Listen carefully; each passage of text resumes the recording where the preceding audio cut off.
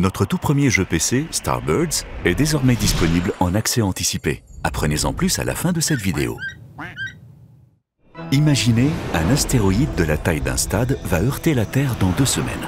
Même de petite taille, une boule de feu plus brillante que le Soleil qui traverse l'atmosphère, à une vitesse 60 fois supérieure à celle du son, et la puissance destructrice de 4000 bombes de Hiroshima rasera des villes, tuant des millions de personnes. Ce n'est pas de la science-fiction. De nombreux astéroïdes tueurs n'ont été repérés qu'au dernier moment. En 2019, l'astéroïde Oke, de la taille d'un immeuble de 30 étages, a été découvert un jour avant qu'il ne frôle la Terre, plus près que certains de nos satellites. L'année dernière, l'astéroïde MK, encore plus gros, a été repéré 13 jours avant qu'il ne passe plus près de nous que la Lune. S'ils avaient heurté la Terre, ils auraient libéré une puissance destructrice équivalente à 3000 et 9000 fois la bombe d'Hiroshima. Bizarrement, l'humanité n'a pas vraiment de plan. Les scientifiques ont imaginé des astuces pour dévier ces astéroïdes. Les peindre afin que la lumière du Soleil soit réfléchie, des propulseurs d'atterrissage pour les dévier, les anéantir en utilisant des lasers, voire même projeter des engins spatiaux contre eux. Mais il y a toujours un gros problème. C'est comme essayer de dévier un cargo en lui lançant un sac de pommes de terre. Il dévie certes l'astéroïde, mais seulement légèrement. Avec ces méthodes, il faut agir des années ou des décennies à l'avance pour dévier un astéroïde de sa trajectoire. Mais récemment, les scientifiques ont mis au point une nouvelle méthode spectaculaire pour détruire les astéroïdes tueurs utilisables avec la technologie actuelle. Voyons comment ça fonctionne avec l'astéroïde de 100 mètres se dirigeant vers nous. Le point faible caché des astéroïdes. Longtemps, les gens ont imaginé les astéroïdes comme étant des pierres gigantesques, faites de roches et de métal. Mais la plupart ne sont pas comme ça. Ils ressemblent davantage à des sacs de gravier légèrement tassés, des tas de cailloux, de minéraux précieux et de poussière à peine maintenus ensemble. Ce qui signifie qu'au lieu de simplement les repousser, nous pouvons faire mieux, les pulvériser. Et le choix évident est bien sûr une bombe nucléaire. Alors c'est parti! Nous chargeons une ogive nucléaire. Procédons au lancement en direction de notre astéroïde tueur et... Oh! L'astéroïde a détruit la bombe nucléaire. Les astéroïdes peuvent s'approcher de la Terre à 70 000 km/h, ce qui suffit à traverser l'Atlantique en 5 minutes. Aucune de nos bombes ne pourrait résister à un tel impact. Donc si nous choisissons une collision frontale, l'astéroïde détruira la bombe avant qu'elle n'ait eu le temps d'exploser. Ok, c'est facile. Faisons exploser la bombe avant qu'elle ne touche l'astéroïde de 100 mètres. Les scientifiques ont estimé la distance optimale qui, pour notre cher ami tueur, serait de quelques dizaines de mètres au-dessus de la surface. Procédez au lancement, réglez le minuteur et... L'explosion a creusé un cratère spectaculaire, et c'est tout. Dans l'espace, il n'y a pas d'onde de choc, et la majeure partie de l'énergie de l'explosion est inefficace. L'impact aura toujours lieu dans 2 semaines, à quelques kilomètres sur la gauche. Frapper un tel mastodonte avec une bombe nucléaire revient à frapper notre cargo avec une machine à laver au lieu de pommes de terre. C'est mieux, mais ça ne sert à rien. Bon, faisons comme dans les films. Envoyons quelqu'un sur l'astéroïde.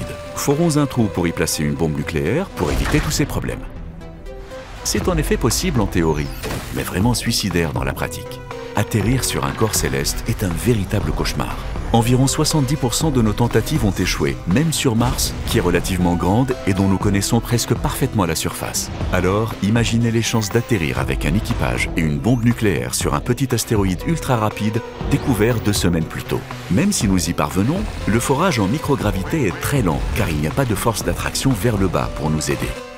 Il nous faudrait donc un temps fou que nous n'avons pas. Malheureusement, ce n'est pas la solution. Nous devons penser moins comme à Hollywood et plus comme un bûcheron.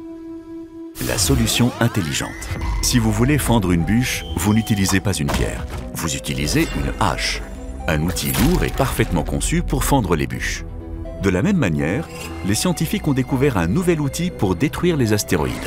Des balles cosmiques ultra denses et ultra rapides. Et même pas besoin de les tirer. Nos balles cosmiques sont appelées pénétrateurs. Longues de quelques mètres, minces et faites de tungstène, un métal bien plus dense et dur que la roche. Elles sont faciles à utiliser. Il suffit de placer les pénétrateurs sur la trajectoire de l'astéroïde pour qu'il flotte silencieusement dans l'espace. Du point de vue de l'astéroïde, vous ne verriez pas quelques minuscules balles immobiles. Vous les verriez foncer sur vous à 70 000 km/h. Peu importe qui reste immobile et qui est rapide. Mais cette vitesse signifie que la partie la plus complexe consiste à atteindre l'astéroïde à temps. nous ne pouvons pas le détruire trop près de la Terre, car ces fragments atteindraient l'atmosphère avec la puissance de milliers de bombes nucléaires. Notre atmosphère peut absorber des morceaux isolés. Mais s'ils sont des milliers, leurs ondes de choc s'additionneront et tueront des millions de personnes. Nous devons donc plutôt le détruire un jour avant l'impact, quand l'astéroïde sera à près de 2 millions de kilomètres, soit plus de 4 fois plus loin que la Lune. Une distance considérable, mais faisable. Nos fusées actuelles mettront environ une semaine. Nous enverrons un seul pénétrateur d'environ 2 mètres de long et pesant 2,5 tonnes. Une fois que notre fusée arrive, elle installe le pénétrateur pour causer un maximum de dégâts et nous attendons. Un minuscule point lumineux apparaît au loin, puis soudain il est là, fonçant sur nous plus vite que la vitesse du son. Nous allons ralentir le temps pour voir exactement ce qui se passe. L'astéroïde percute le pénétrateur si rapidement et avec une telle violence que l'énergie équivalente à 120 tonnes de TNT est libérée dans l'astéroïde. La roche se vaporise et le tungstène fond, creusant un trou qui traverse l'astéroïde. Les dégâts sont trop importants et avec toute cette énergie cherchant à se libérer, l'astéroïde est pulvérisé en milliers de morceaux. Les débris se répandent en un nuage diffus. Le lendemain, les fragments frappent la Terre, se dispersant sur des centaines de milliers de kilomètres carrés et transformant une apocalypse en un spectacle de feux d'artifice cosmique quasiment inoffensif. Donc, si nous nous préparons et mettons tout en place, détruire un astéroïde tueur dans un délai de 2 semaines serait suffisant. Mais c'était juste un petit astéroïde. Et si nous étions confrontés à une montagne cosmique, un tueur de planètes, doté d'une puissance destructrice équivalente à des dizaines de milliers d'arsenaux nucléaires? Les dinosaures non aviaires pourraient vous en parler, mais ils ont disparu. Et si c'était un tueur de planètes? Les tueurs de planètes sont des objets si grands et puissants qu'ils pourraient anéantir la plupart des formes de vie sur Terre. Les plus dangereux sont les comètes provenant des confins du système solaire, si lointaines et sombres qu'il est impossible de les suivre. Les comètes sont des boules de glace sales de la taille d'une montagne, plus fragiles que la roche pure, mais aussi beaucoup plus rapides et violentes, se déplaçant à environ 140 000 km/h. En 2020, la comète Neowise, dont la puissance équivaut à 6000 fois celle de toutes les bombes nucléaires sur Terre, a été découverte seulement 4 mois avant qu'elle n'approche de la Terre. Et si nous trouvions un tel monstre 6 mois avant qu'il ne s'écrase sur Terre? Avons-nous une chance d'y survivre? Malheureusement, cela serait extrêmement difficile pour plusieurs raisons. Tout d'abord, notre tueur de planète a une masse tellement plus importante qu'un petit astéroïde tueur que le simple fait de le briser en millions de morceaux ne nous aiderait pas beaucoup. Les morceaux touchant la Terre seraient suffisamment grands et nombreux pour embraser le ciel et détruire quasiment toute vie sur Terre. Nous devons faire en sorte que la plupart ou la totalité des fragments ratent la Terre. Mais pour cela, nous devons le détruire beaucoup plus loin, vers Mars. Et pour détruire une montagne, nous avons besoin de beaucoup plus de pénétrateurs, des centaines de milliers. Et c'est bien là le problème.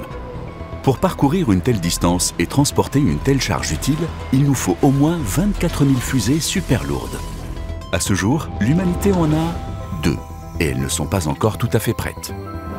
Même si toutes les industries du monde ne faisaient que construire des fusées, nous ne finirions pas à temps. Si nous découvrons un tueur de planètes, nous ne pourrons littéralement rien faire pour l'arrêter.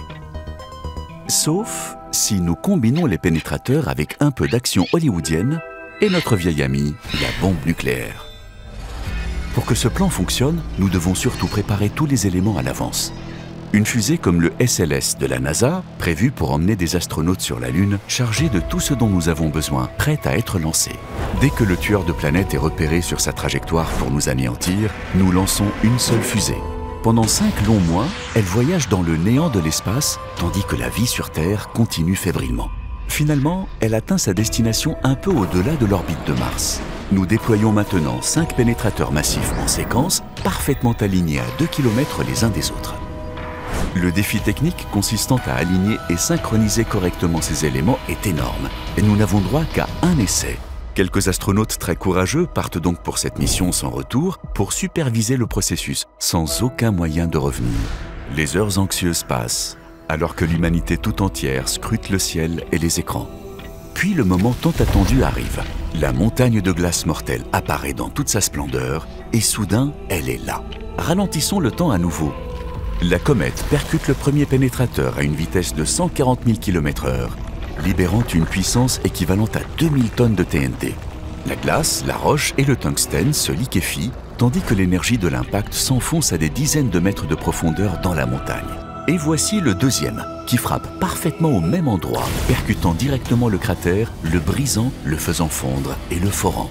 Les troisième et quatrième pénétrateurs recommencent, creusant maintenant un tunnel d'environ 100 mètres de profondeur. Mais cette fois-ci, ce n'est qu'une égratignure à la surface du monstre.